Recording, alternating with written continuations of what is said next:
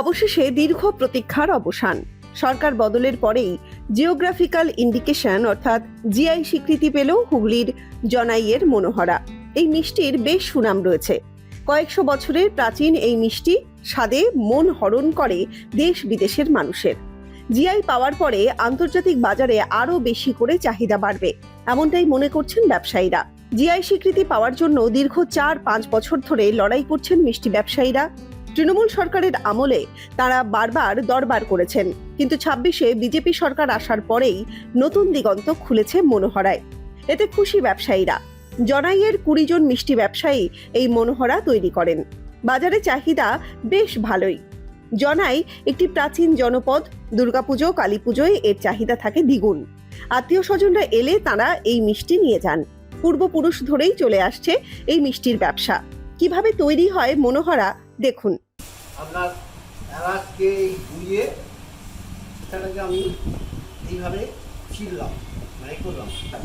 এইবার এটাকে আমি আপনার কুচি কুচি করে দিয়ে এটা রেখে এর মধ্যে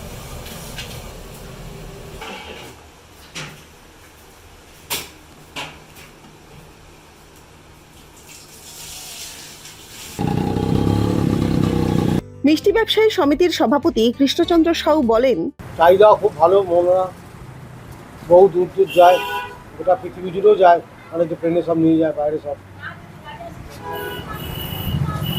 এটা ভালো দিক, আমাদের পক্ষে ভালো দিক। তবে আগামী দিনে যা সংকট আসছে, মানে অতিরিক্ত মূল্যবৃদ্ধি, মানে গ্যাসের সমস্যা হয়ে যাচ্ছে, ইনফ্রাস্ট্রাকচার তো সেভাবে তৈরি হয়নি, গরুর দুধ সেভাবে কমে যাচ্ছে, তাহলে মেটেরিয়ালসটা কমে যাচ্ছে, বাজারে পাউডার এসে গেছে, পাউডারে সমস্ত কিছু দিয়ে সেই ছানা পাইল, তাতে করে মানে আগেকার মতো যে কোয়ালিটি যে বজায় সেটা ধরে রাখা কতদিন রাখতে পারবো সেটাই আমাদের এখন চিন্তা। যাই পাওয়া তো আমাদের তো আনন্দের বিষয়। আরও ভালো করে উন্নত মানের আরও করবার চেষ্টা করবো আমরা। এটা করছো, সেটা কতদিন বজায় রাখতে পারবো সেটাই হচ্ছে।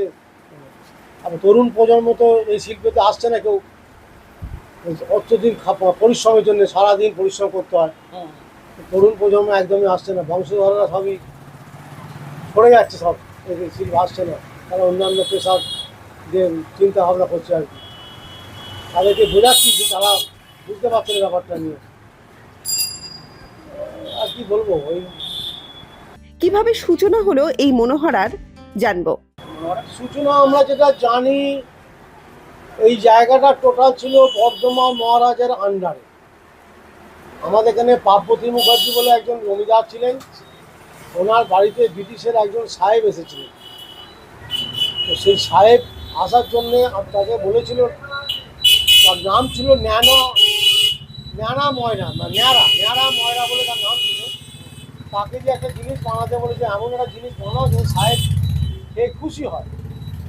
তখন তো প্রিজার্ভ ছিল না, তখন ওই সন্দেশ তৈরি করে আর কি চিনির কোটিং দিয়ে, চিনির কোটিংটা দিলে হয় কি মালটা অনেকদিন, এখন 3-4 দিন 5 দিন ভালোভাবে থেকে যায়। চিনির কোটিং না থাকলে মালটা তাড়াতাড়ি একটা ফাঙ্গাস আসে যায়।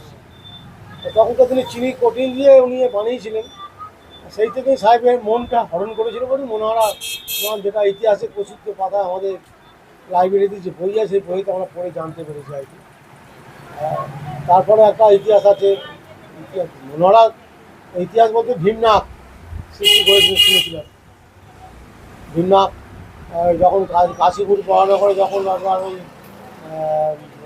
মা শারদাময়ী যে ওই যে রাসমণি, ওরা তখনকার দিনে 25 মণ মনোহরা কাটিয়েছিলেন তৈরি করে।